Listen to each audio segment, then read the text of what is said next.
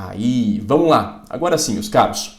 Bom, gente, a minha proposta aqui é fazer com vocês uma rápida, curta revisão de legislativo e eu vou concentrar as informações mais relevantes, eu vou direto ao ponto daquilo que de fato é importante para você, não só para a sua formação jurídica, mas também, obviamente, é relevante para fins de prova, né? Vamos focar naquilo que de fato é importante para você, né? Já que se trata aqui de uma revisão. Bacana? Me apresentando aqui, para quem não me conhece, meu nome é Gabriel Gomes Canedo, eu sou professor de Direito Constitucional, né? Há mais de 9 anos, inclusive, e também de Direito Processual Penal. Sou mestre em Direito Público e, igualmente, advogado. Tá certo? Vamos lá então, pessoal, começando aqui a nossa abordagem sobre legislativo. O primeiro ponto que eu preciso ressaltar com você é o seguinte, meus caros.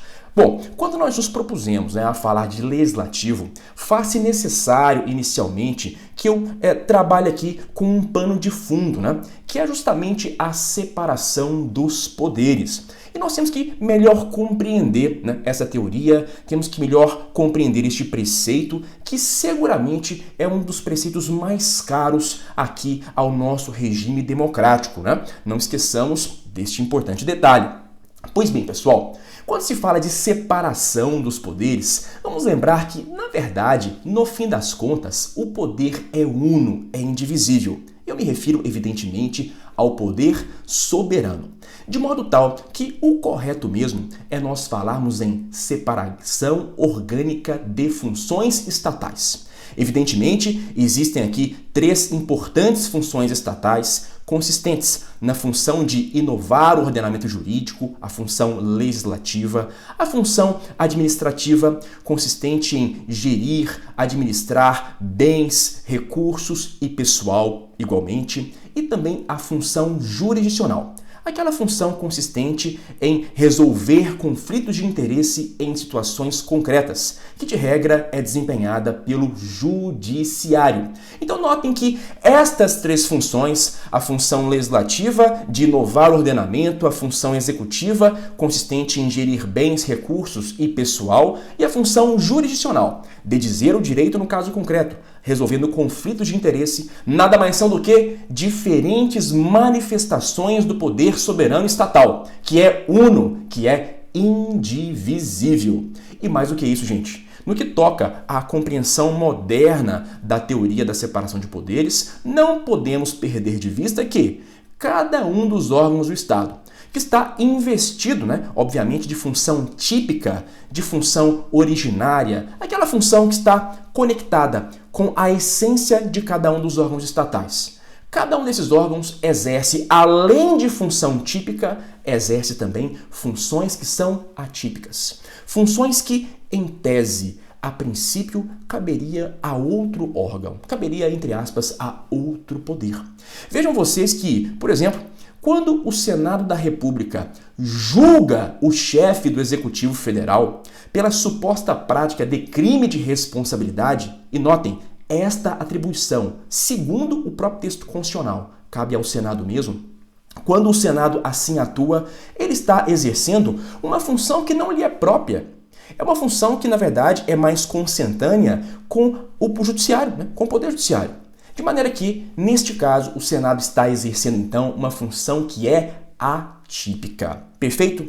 O próprio presidente da República, quando ele lança mão de medidas provisórias, ora bolas, ele está legislando, desempenhando uma função que é típica não do executivo, mas sim do legislativo. Então perceba que existe uma verdadeira interpenetração entre os poderes estatais, não é mesmo?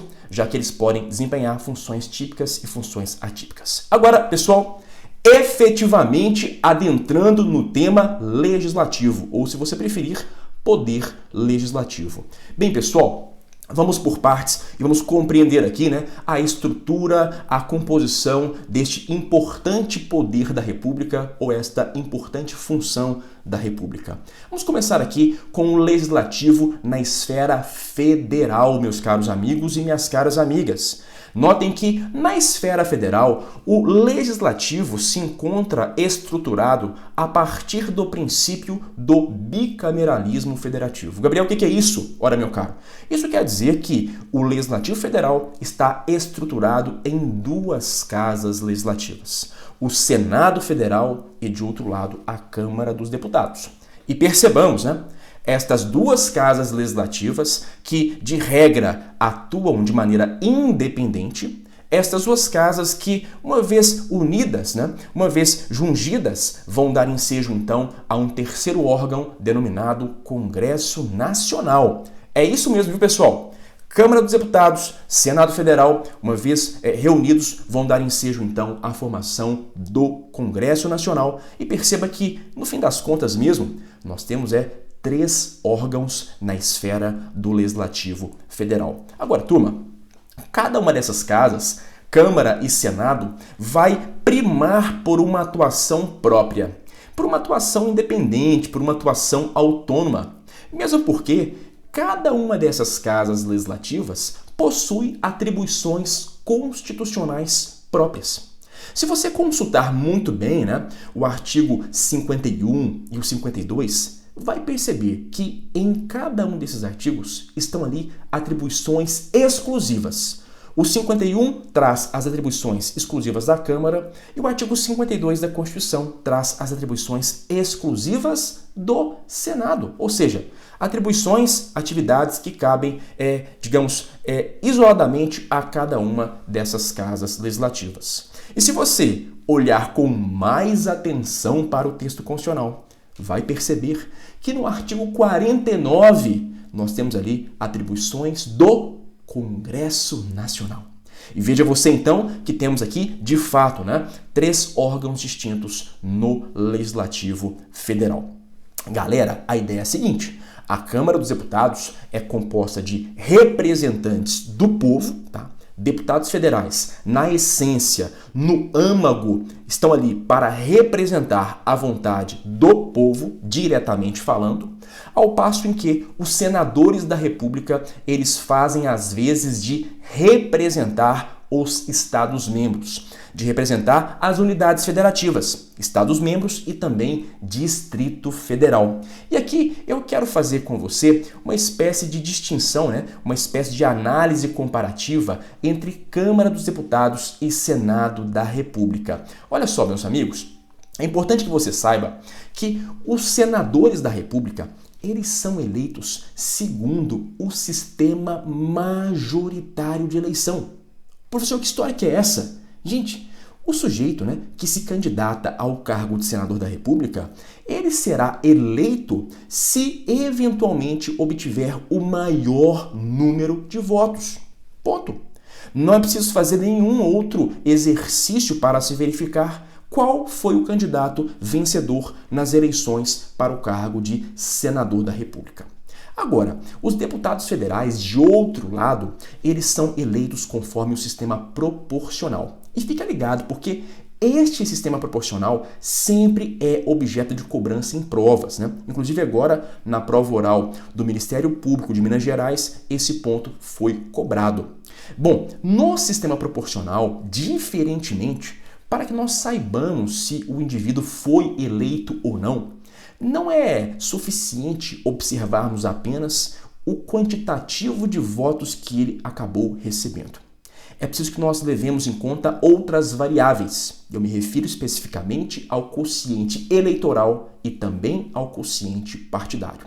Sendo bem direto com você e indo direto ao ponto, como é a minha proposta aqui, o indivíduo, para ser eleito ao cargo de deputado federal, ele precisa não apenas individualmente reunir uma boa quantidade de votos, mas é necessário também que o seu partido, que a sua agremiação partidária igualmente receba um montante considerável de votos. Porque, pessoal, é preciso que o partido também tenha um bom rendimento eleitoral, a fim de que o indivíduo, então, possa lograr êxito em ser eleito segundo o sistema proporcional. Tá bem? Galera, atenção! São eleitos, de acordo com o sistema proporcional, os seguintes cargos, né? O cargo de deputado federal, o indivíduo que se candidata ao cargo de deputado estadual e também o caso do vereador. Estes três são eleitos conforme o sistema proporcional. Agora, em relação ao sistema majoritário, nós precisamos lembrar que, evidentemente, o senador, né, é eleito de acordo com esse princípio majoritário. Agora, não só ele, né? Originalmente falando e essencialmente, né, falando, os chefes do executivo, presidente, governador, prefeito e os respectivos vices também são eleitos de acordo com o sistema do tipo majoritário. Então, não façamos confusão em relação a esses mecanismos eleitorais. Pois bem, no que toca ao número de parlamentares, existe também uma diferença entre Câmara e Senado, porque veja, lá na Câmara nós temos 513 deputados federais. 513. No Senado temos apenas 81, né? E você pode me perguntar, Gabriel, como é que nós vamos calcular então quantos deputados federais cada um dos Estados-membros e o DF vai ter direito de eleger? Gente, isto está diretamente relacionado com o número de indivíduos que habitam cada um dos estados. Está diretamente relacionado com a população do estado. De modo que, quanto mais populoso for o estado-membro, né, maior será o número de deputados federais que o estado vai ter. O importante é que você tenha em mente a seguinte informação. Nenhum estado-membro, gente, nenhum pode ter mais do que 70 deputados federais ou menos do que 8 deputados federais. O número mínimo é 8 e o número máximo é 70. E aí, dentro destes dois limites, nós vamos calcular o quantitativo de deputados federais por estado com base na população do estado, né? Eu sempre brinco em sala de aula que aqui o limite é 8 ou 70, tá? Então, muito cuidado, beleza? De outro lado, pessoal, não podemos esquecer que no que tange ao Senado da República, ali, né, como nós temos 81 senadores, cada uma das unidades federativas vai eleger um número fixo de senadores, que são 3. 3 por unidade federativa.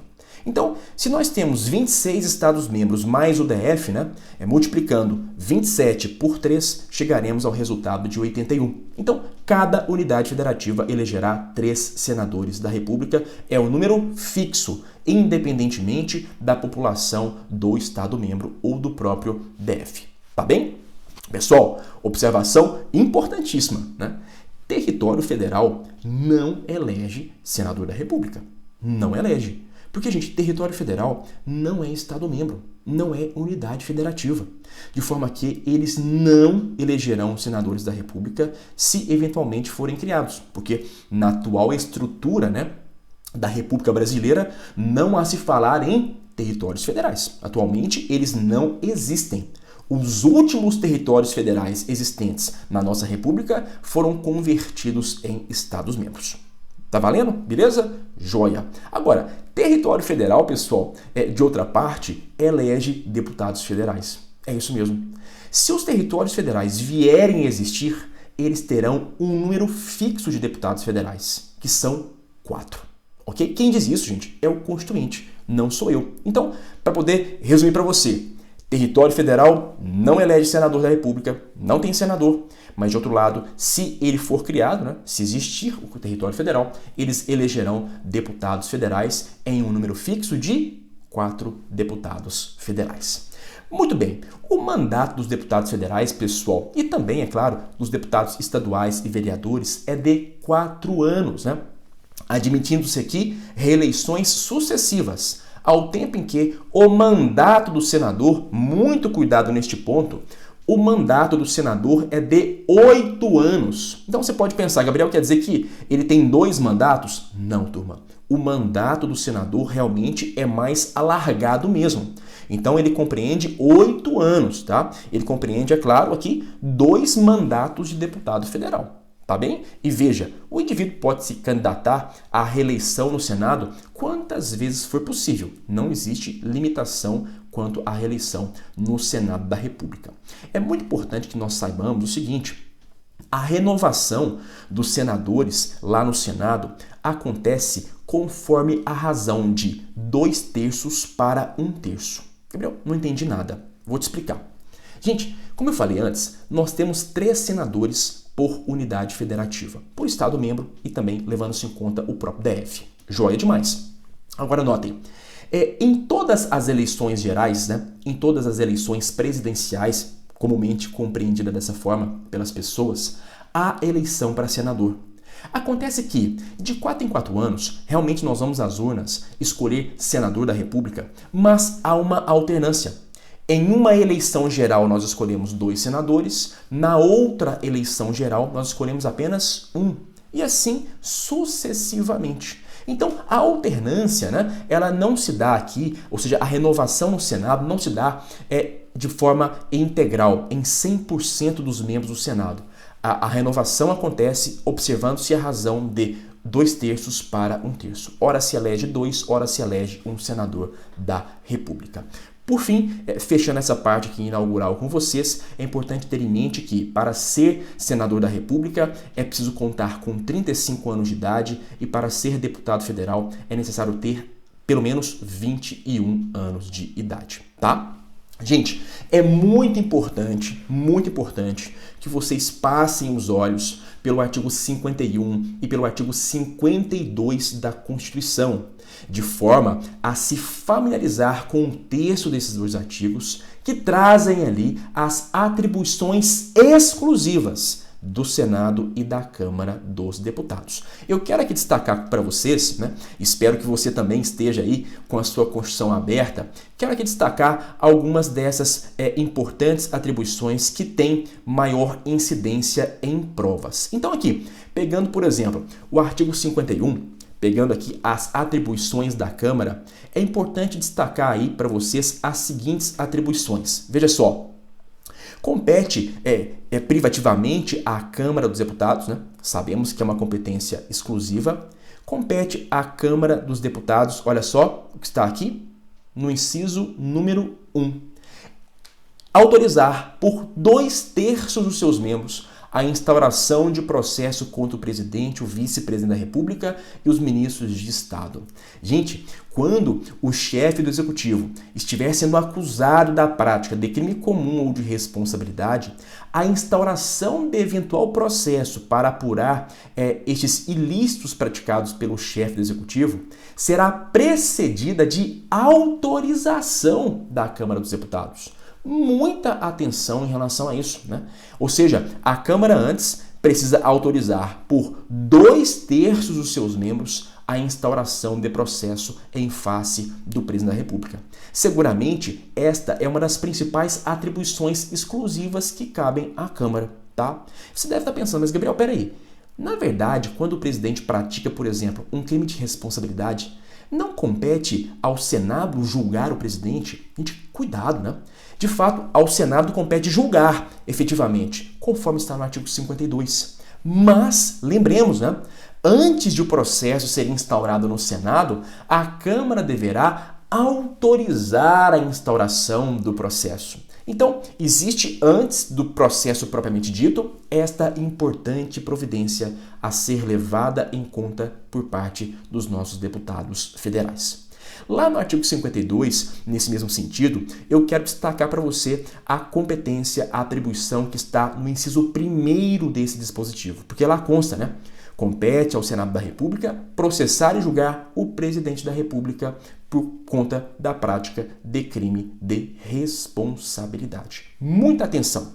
Turma, no âmbito das atribuições exclusivas do Congresso Nacional, olha só, atribuições do Congresso, que estão no artigo 49, vejam que são atribuições distintas, existem aqui importantíssimas atribuições que você precisa marcar no seu VAD. Precisa marcar na sua Constituição, que são as seguintes. Olha só, inciso 3º do 49. Compete ao Congresso Nacional autorizar o presidente e o vice-presidente a deixarem o território nacional por mais de 15 dias. Inciso 3º do artigo 49. Inciso 4º. Cumpre ao Congresso aprovar o estado de defesa, aprovar a intervenção federal e autorizar o estado de sítio. Gente, todas as situações de crise constitucional, né, vai depender aqui da manifestação do Congresso Nacional. Muito importante esse inciso 4º. Inciso 5º, compete ao Congresso sustar os atos normativos do Poder Executivo. Gente, todas as vezes que o Poder Executivo puder legislar por, enfim, ato regulamentatório, né, ato regulamentar, ou mesmo por lei delegada, se eventualmente o chefe do Executivo extrapolar dos seus poderes, né, extrapolar das suas prerrogativas, o Congresso, entre aspas, poderá chamar a atenção do presidente, sustando aquela lei, suspendendo aquele ato normativo que porventura tenha excedido, né, as prerrogativas constitucionais reservadas ao presidente da República. Muita, mas muita atenção a este inciso número 5. Ele não cai em provas. Ele despenca nas provas, pessoal, em todas as provas. Então, muito cuidado com ele, tá bem? Sempre cai.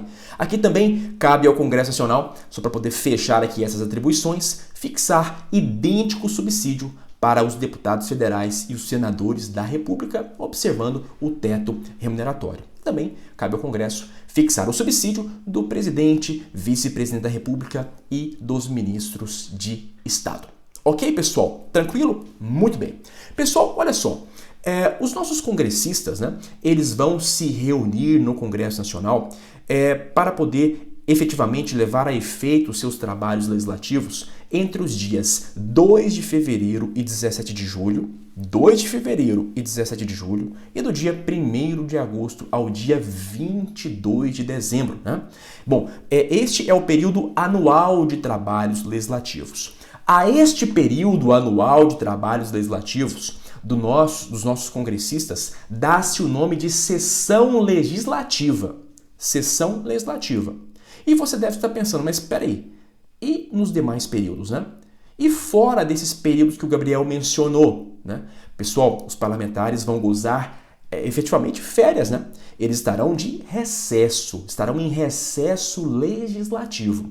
Bom, os trabalhos legislativos ordinariamente acontecem dentro dos períodos de trabalho mesmo. 2 de fevereiro, 17 de julho, 1º de agosto, 22 de dezembro.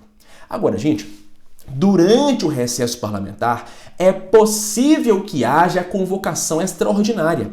Isso não é a regra, evidentemente, isso representa a exceção, mas é possível. Por exemplo, pense você, né, que de repente houve uma convocação extraordinária para o Congresso deliberar sobre estado de sítio, sobre intervenção federal, estado de defesa, ou mesmo houve convocação extraordinária no pleno recesso parlamentar para se dar posse ao presidente da República. Isso pode acontecer. E neste caso, meus amigos e amigas, os nossos congressistas não receberão nenhuma verba indenizatória em razão desta convocação extraordinária. Tá? Inclusive, o pagamento de verba indenizatória é proibida, é vedada pela própria Constituição. Beleza? Gente, durante esta sessão extraordinária para a qual os nossos congressistas foram convocados, somente será deliberado aquele assunto que motivou a convocação extraordinária. Então veja, se o Congresso foi convocado extraordinariamente para deliberar sobre, vamos imaginar, estado de sítio, apenas este assunto poderá ser objeto de deliberação. Nada mais além disso. Percebe? Então aqui a convocação ela é muito direta, ela é muito específica para aquela questão que gerou de fato, então, esta reunião extraordinária. Agora, é possível e vai acontecer, se houverem medidas provisórias, aguardando a apreciação do Congresso, pendentes de análise, durante essa sessão extraordinária, estas medidas provisórias serão automaticamente incluídas na votação que ocorrerá nesta sessão extraordinária. Então, pessoal, atenção! Não é possível que a medida provisória justifique por si só a convocação extraordinária, mas acontecendo convocação extraordinária, é plenamente possível e deverá ser incluída na pauta as medidas provisórias pendentes de análise. Ok? Tranquilo? Muito bem. Gente, o Legislativo funciona em grande parte por meio das suas comissões. Existem várias comissões que acabam ali realizando os trabalhos legislativos. Temos comissões permanentes, as comissões chamadas em razão da matéria, por assunto, né? São inúmeras comissões, inclusive as permanentes em razão da matéria. E temos as chamadas comissões temporárias, dentre as quais vale mencionar, por exemplo, a Comissão Parlamentar de Inquérito, a Comissão Representativa, né? Que vai aí fazer as vezes do Congresso durante o recesso parlamentar. E a verdade é que você tem que ter em mente que o Legislativo trabalha muito por meio das suas próprias comissões, ok?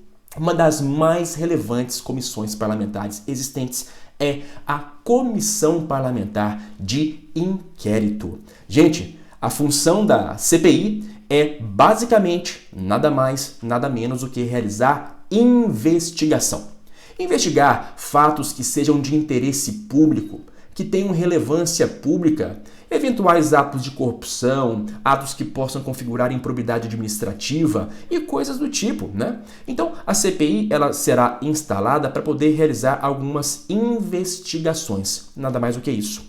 A CPI, vale dizer, não promove a responsabilização criminal ou civil de ninguém e a CPI não julga, não condena e não absolve ninguém. Gabriel, o que é preciso para se criar CPI? É preciso, pessoal, que haja manifestação de pelo menos 1/3 dos membros da Casa Legislativa.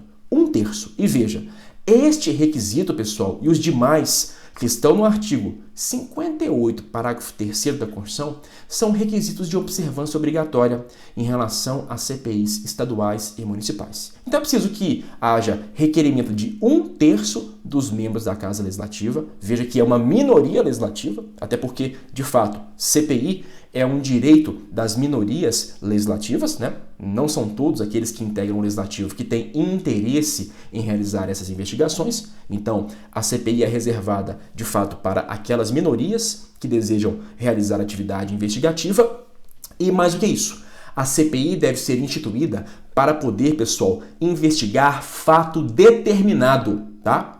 O objeto de investigação da CPI deve estar especificamente delimitado no seu ato de criação. Não se pode pretender criar CPI para poder levar adiante investigações amplas e muito abrangentes. Isso não pode acontecer, mesmo porque, lembrem-se, CPI, meus caros amigos, elas têm o condão de, vez por outra, se excederem e aí acabar relativizando alguns direitos fundamentais. Então, o objeto da investigação tem que ser muito bem delimitado, tem que ser muito bem específico. De modo que, por exemplo, CPI da corrupção, né? CPI da pandemia, por exemplo, é algo absolutamente abrangente e que, na verdade, não vai justificar a instalação de uma comissão parlamentar de inquérito. Além disso, é importante deixar claro que a CPI é uma comissão temporária e, portanto, ela deve estender os seus trabalhos por um prazo certo. Prazo este que deverá estar delimitado expressamente no ato de criação da CPI. Vale lembrar que a CPI pode ter aí o seu prazo, né, de duração prorrogado até o limite máximo consistente no término da legislatura. Então, gente, o fim da legislatura é o limite máximo de duração de uma CPI. Lembrando, legislatura é o período de 4 anos que corresponde ao mandato dos deputados federais, tá? Gabriel, o que a CPI pode fazer, o que ela não pode fazer para nós fecharmos aqui essa nossa conversa? Pessoal, a CPI ela tem poderes de investigação próprios das autoridades judiciais. Resumindo, ela tem poderes instrutórios de juiz e, portanto, CPI pode tomar uma série de providências, pode ouvir testemunhas, né, inquirindo-as, pode ouvir investigados, pode requisitar documentos e pode decretar a quebra de sigilo bancário, fiscal e de registro de dados telefônicos. Olha só, CPI pode determinar a quebra do sigilo de dados bancários, fiscais e de registros de dados telefônicos. Gente, algumas providências a CPI não pode adotar, porque são providências inerentes à exclusividade do próprio Poder Judiciário. Elas estão sujeitas à cláusula de reserva de jurisdição. O que é, professor? Gente, CPI não pode decretar prisão. A única prisão que CPI pode decretar é a prisão em flagrante delito. Só. CPI não pode determinar impedimento ou disponibilidade de bens dos investigados. CPI também não pode determinar busca e apreensão domiciliar. Quem vai à CPI, meus caros amigos, deve, ir e pode ir acompanhado de um advogado, e a pessoa, sendo ela testemunha ou investigado, tem o direito de permanecer em silêncio. Afinal, ninguém é obrigado a produzir provas contra si mesmo. De toda forma, quando então a pessoa estiver ali prestando depoimento ou declarações, ela não é obrigada a responder as perguntas cuja resposta possam importar no reconhecimento, na confirmação da prática de crime por aquele indivíduo que está ali depondo perante a comissão parlamentar de inquérito. Pessoal, era isso então que eu tinha para poder falar para vocês. Ativei os comentários aqui novamente. O meu muito obrigado, a cada um de vocês que estiveram presente comigo aqui nesta rápida revisão. Desculpa ter falado rápido, mas é porque é muita coisa, é muito assunto para poder falar para vocês. Eu espero que tenham gostado. Esta live vai ficar salva aqui no meu IGTV, portanto, aqueles que queiram assistir depois poderão tomar esta providência. Tá bem, pessoal? Muito obrigado mesmo, viu? Valeu demais e muito em breve nós teremos mais lives dessas de revisão para poder aí tratar de outros importantes conteúdos com todos vocês. Gente, valeu demais, um forte abraço, ótimos estudos para todos vocês e até a nossa próxima oportunidade. Tchau, tchau, gente. Abração, valeu!